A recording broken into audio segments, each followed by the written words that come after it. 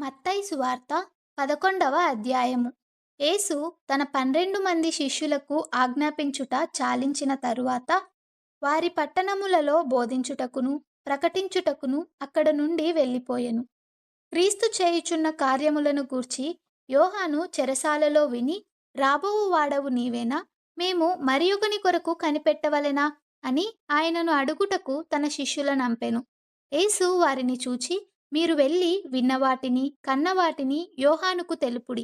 గ్రుడ్డివారు చూపు పొందుచున్నారు, కుంటివారు నడుచుచున్నారు, కుష్ఠరోగులు శుద్ధులగుచున్నారు, చెవిటివారు వినుచున్నారు, చనిపోయిన వారు లేపబడుచున్నారు, బీదలకు సువార్త ప్రకటింపబడుచున్నది. మరియు నా విషయమై అభ్యంతర పడనివాడు ధన్యుడని ఉత్తరమిచ్చెను.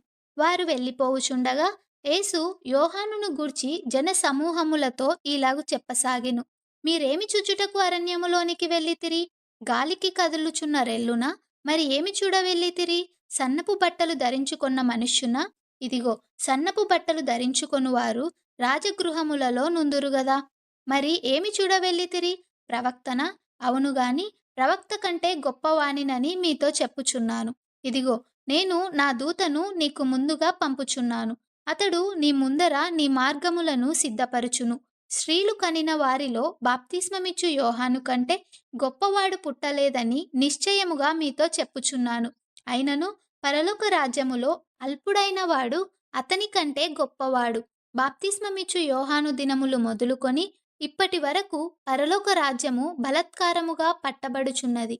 బలత్కారులు దాని నాక్రమించుకొనుచున్నారు. యోహాను కాలము వరకు ప్రవక్తలందరూ ప్రవచించుచూ వచ్చిరి. ధర్మశాస్త్రము సహా ప్రవచించుచూ నుండెను. ఈ సంగతి అంగీకరించుటకు మీకు మనస్సుంటే రాబోవు ఏలియా ఇతడే. వినుటకు చెవులు గలవాడు వినుగాక. ఈ తరము వారిని దేనితో పోల్చుదును?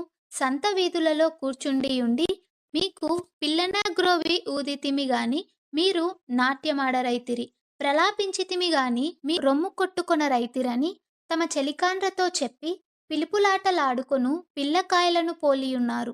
యోహాను తినకయు త్రాగకయు వచ్చెను గనుక వీడు దయ్యము పట్టిన వాడని వారనుచున్నారు.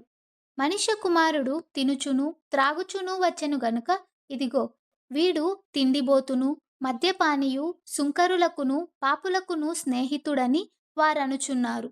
అయినను జ్ఞానము జ్ఞానమని దాని క్రియలను బట్టి తీర్పు పొందుననెను. పిమ్మట ఏ ఏ పట్టణములలో ఆయన విస్తారమైన అద్భుతములు చేసెనో ఆ పట్టణముల వారు మారుమనసు పొందకపోవుట వలన ఆయన వారినిట్లు గద్దింపసాగెను. అయ్యో కొరాజీనా, అయ్యో బెత్సాయిదా, మీ మధ్యను చేయబడిన అద్భుతములు తూరు సిదోను పట్టణములలో చేయబడిన ఎడల ఆ పట్టణముల వారు పూర్వమే గోనెపట్ట కట్టుకొని బూడిద వేసుకొని మారుమనసు పొందియుందురు.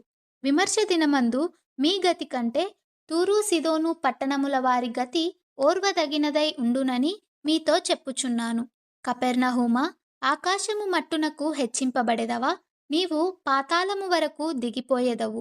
నీలో చేయబడిన అద్భుతములు సొదొమలో చేయబడిన ఎడల అది నేటి వరకు నిలిచియుండును. విమర్శ దినమందు నీ గతి కంటే సొదొమ దేశపు వారి గతి ఓర్వదగినదై ఉండునని మీతో చెప్పుచున్నానెను.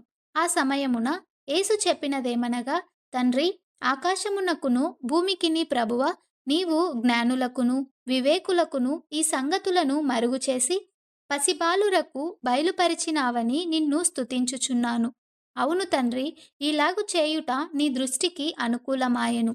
సమస్తమును నా తండ్రి చేత నాకప్పగింపబడి ఉన్నది.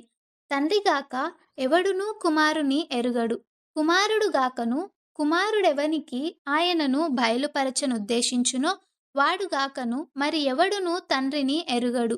ప్రయాసపడి భారము మోసుకొనుచున్న సమస్త జనులారా, నా యొద్దకు రండి, నేను మీకు విశ్రాంతి కలుగజేతును. నేను సాత్వికుడను, దీనమనసు గలవాడను గనుక మీ మీద నా కాడి ఎత్తుకొని నా యొద్ద నేర్చుకొనుడి. అప్పుడు మీ ప్రాణములకు విశ్రాంతి దొరుకును. ఏలయనగా నా కాడి సులువుగాను నా భారము తేలికగాను ఉన్నవి.